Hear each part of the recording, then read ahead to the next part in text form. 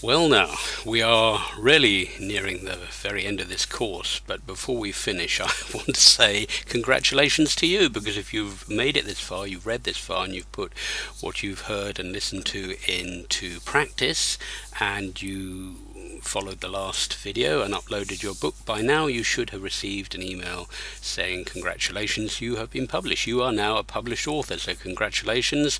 That is a goal that many people have sought after and strived for many years. So you have achieved it. You've got that far, and even if you've not got that far, you know that you can achieve this, because this is very doable. Children's books is a creative and relatively easy, simple way to get your imagination down into digital format and up there for other people to read. So if you've got that far, you've received the email. This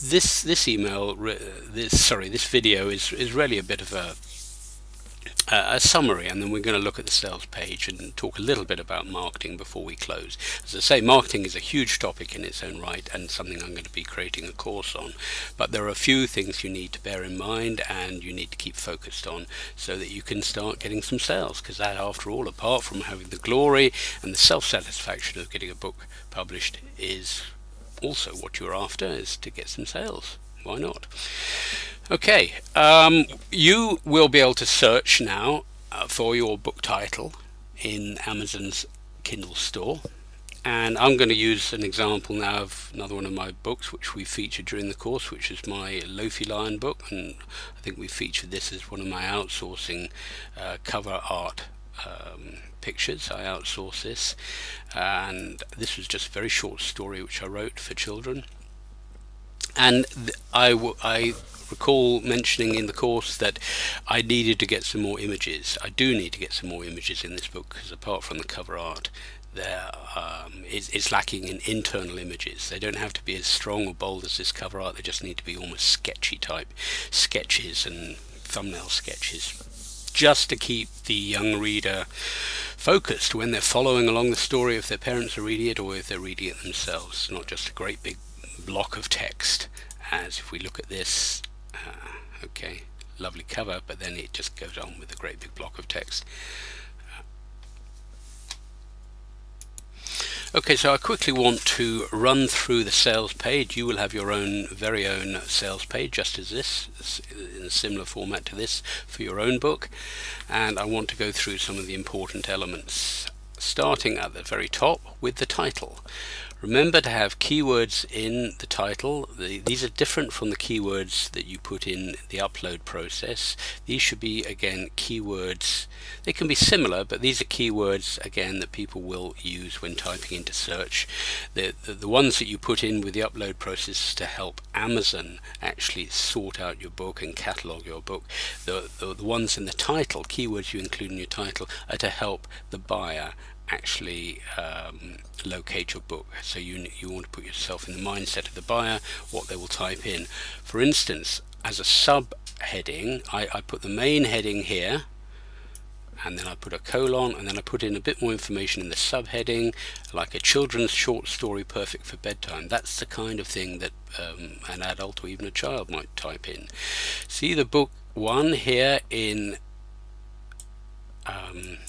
brackets here? That is a result of having entered and ticked the box, is your book part of a series, and then I ticked it and just put book 1. And I did go on and write other books in this series, but whether you do or not, that helps. That gives you a bit of extra juice from Amazon's Kindle. Okay, so be clever about the title and be specific, and let people know what the story is about in the title. Then if we move down excuse me, we move down to the left hand side. This, of course, is your cover image. We've talked about that, the importance of the cover image. It really is. This is the equivalent of you standing in a physical bookstore, whatever the large bookstore might be in your neighborhood, the few that are left, and picking out a book. Now, most people don't go into a bookstore knowing exactly which book they're after. Some people do, of course, if they're after a particular title and they rush in, ask for it or spot it, buy it and move out again. But most people go in there and browse, and the same can be said for buying online and for people using the Kindle store. People will browse, and they will browse using a variety of methods. They will browse by typing in keywords up here. They will browse by looking, if they actually come to your story here, they'll browse by looking at the image and saying, what does that tell me? They'll browse by clicking and looking on the inside element here, which is the preview. Remember what I was saying about keeping your front matter very short? So they do get a preview, because if the book's short, the front matter as a percentage of the total book will be very short. So even though this book, particular one, is only a few thousand words, they get the cover and they get a bit of a taste of the book. So make sure the cover is as best as it can be. Even if you maybe outsource a couple of covers and choose the best one.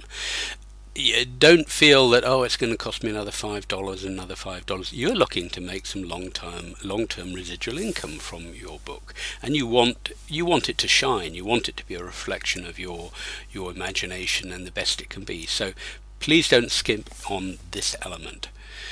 Okay, moving down, another area where people will browse is this section here. It's almost like a film strip of negatives. Customers who bought this also bought. So people who have bought this book also bought other similar books, and people will click on these links because you might not have bought this book yet, but someone else has bought this book, and if they have, then they bought maybe this book. Now look at this, Clever Little Mouse. We'll click over there, and then somewhere on this strip, and this is page 1 of 11, and there's nine along here, 11 pages of 9. That's quite a lot of. These are called internal links within Kindle. You've heard of backlinks that tends to be from sites outside, such as Google. These are internal links from Kindle. So other people who bought your book might have bought these books, and then similarly we should be able to find a link back to our book that we've been discussing. Let me just, I'm not going to find that straight away, but irrespective, that there usually is a reciprocal link back from other people's books back to your book, and so people who bought Clever Little Mouse will have a link similar to back to Loafy Lion. Let's try this one here. Okay, having trouble spotting a backlink to that particular book, my dog book. My lion book. What I've done is I've jumped over to my What Your Dog Does When You're Not Looking book, and I'm going to show you an example there. So here we are on this customers who bought this item also bought a strip, and if we click on this one, for instance, Lone Mountain Wolf, and there we are, you can see a link back to my book. So someone might have bought this book, and they will see that other people who've bought this book have also bought mine, and they'll click on that and they'll come back to my book here. So that is another way that people browse for books when they're looking to buy and download a book from Kindle. Alright, moving on down, and so just to finish off this section here, I'm going to talk about it a bit later, because there is a way that you can increase the number of entries here. Say there's 11 pages and there's just under about 100 entries, and that doesn't mean say just 100 people have bought it, many more have, but Kindle actually select which ones they do the backlinks from as to how closely related these books are to mine in one form or another. Let's go back to the book we were looking at. Okay. But these are featured when people actually buy your book or download your book for free. I'm going to cover that in the next little video. So you want a lot of entries here, and if you don't do any promotion, or Kindle doesn't do any promotion for you, then the odd person buys your book and up will come the links of other books that they've bought. But you want lots here, so people will then scroll through and and see what else that might be relevant or similar to the book they've just bought. So, and there is a way to do that. You can leave it and naturally it'll grow organically as people buy several copies of your book. Then their other purchases will be listed here. Or you can try and boost this, and I'll show you using the Kindle KDP promotion tactic. That's one tactic I will show you, and that'll be in the next video.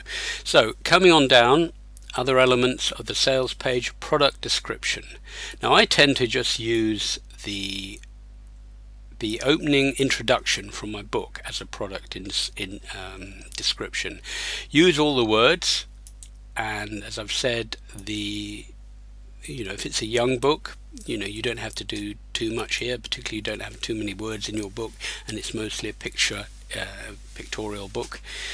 But make sure that you get the message across. Again, imagine yourself standing in a bookshop in front of a shelf of books and picking up a book and effectively turning to the back cover, and this is what you might read on the back cover of the book, and that very often the picture is what will make you pick up the book, and the description is what will make you actually buy it and take it along to the till and pay good money for it. So in terms of importance, title, yes. Picture, yes. Description, yes. These are the main three ones. And then if we move on down, product description. These are all filled in automatically by Kindle. And this here, ASIN, is the equivalent of the ISBN number that you would find if it was a physical book. This is Amazon's equivalent of the ISBN, and that's a number that's specific to your book, and you'll be able to use that later on in other marketing activities. The Amazon bestseller rank, the higher it is, then the less books you're selling. The lower it is, the more books you're selling. So if you've got a rank of number 1, you're the best-selling author or the best-selling publication on Kindle, and so obviously you're making thousands a day. If you're under 100,000, as this is 68,000, then you're selling books on a daily basis, and so that's certainly something you ought to be aiming for in the long term. Initially, when you first launch the book, you want it really to be much lower than that. You want it to be around sort of 30 or 15,000 if possible. But as in this case the book has been up and running for many months, and I'm really not doing any current marketing at the moment, and it's still selling a few books on a daily basis, and that's good because I'm just not doing anything. That is work that I invested months and months ago to create this particular book. In fact, over 6 months ago, and yet it's still generating a monthly passive income for me, which is the beauty of this whole system. It really is indeed. Okay, now then we come down to reviews. That's probably the next best thing you can do. Get some good reviews, but here's the big important point is never pay for reviews. Never offer to pay someone to write you a good review. Never offer to pay someone to write you any kind of review, good or bad. It's got to be done voluntarily, otherwise you stand the risk of losing your account, because Amazon Kindle will not tolerate that. So you can, it's a grey area as to whether you can get family to do it for you, and looking at Amazon's terms and conditions on this, I think they tend to differentiate family if they're at the same address. If they're at the same address of you, or even using the same IP address of your computer, then no, they will not allow that. But for instance, I've got members of my family who live at totally different addresses, and of course, why shouldn't they buy the book? If they buy the book and they like it and they want to write a review, or even not such a good review, they should be entitled. And what I read in Amazon's terms and conditions, if they want to write family, want to write a 5-star review, then no. So what I do is, if I get family to write a review, and particularly if they're distant family, I just ask them to write a 4-star review or less, not a 5-star review. But by all means, get friends to do this, and there are other ways of joining groups, forum groups, and asking people to read your book. Give them a free copy if possible when you do a free promotion, which we'll talk about in the next video. Allow them to download it for free, and then ask them, send them an email and say, or a text, or just a straight message and say, did you enjoy the book? Would you please review it? Reviews are important, but don't get totally bogged down on this. Some people are just they're just sort of so stuck on the need to get hundreds of reviews, because what will happen is you get a few reviews. It's important to get 1 or 2 reviews before you do too much marketing with the book, because otherwise, if it's blank here, then it's a strange psychological ploy goes on. If there's something blank, there's a temptation for some people to write a negative review. I don't know why that is the case, but that can be the case. Whereas if there's already some reasonable reviews, they're much less likely. There must be some psychological reason. They're much less likely to write a negative review. So get a few friendly reviews from people that you've given the book to, given a free copy. Remember, free, not paid, and ask them for a review. And once you've done that, don't get too fixated on it, because other reviews will come in naturally. If people are downloading it and reading it and liking it, they will leave reviews. I probably asked a couple of people to get reviews for this. I've now got, how many have I got? I don't know, there's 8 or 10 reviews, and most of them have been natural reviews, and they've been very nice reviews as well. And the more reviews you get, you're going to get a mixed bag, so don't get too upset if you get a couple of low, 1 or 2 star reviews. It's a mixed bag of people out there, and they're going to leave and have different views and ideas of what they consider good and bad. So just let it flow over your head. As long as you've done the best job and you're happy with what you've done, and you haven't asked or paid for reviews, then let the process occur naturally. But do try and get a few friendly ones first, but do it ethically, as I say. Never pay for reviews.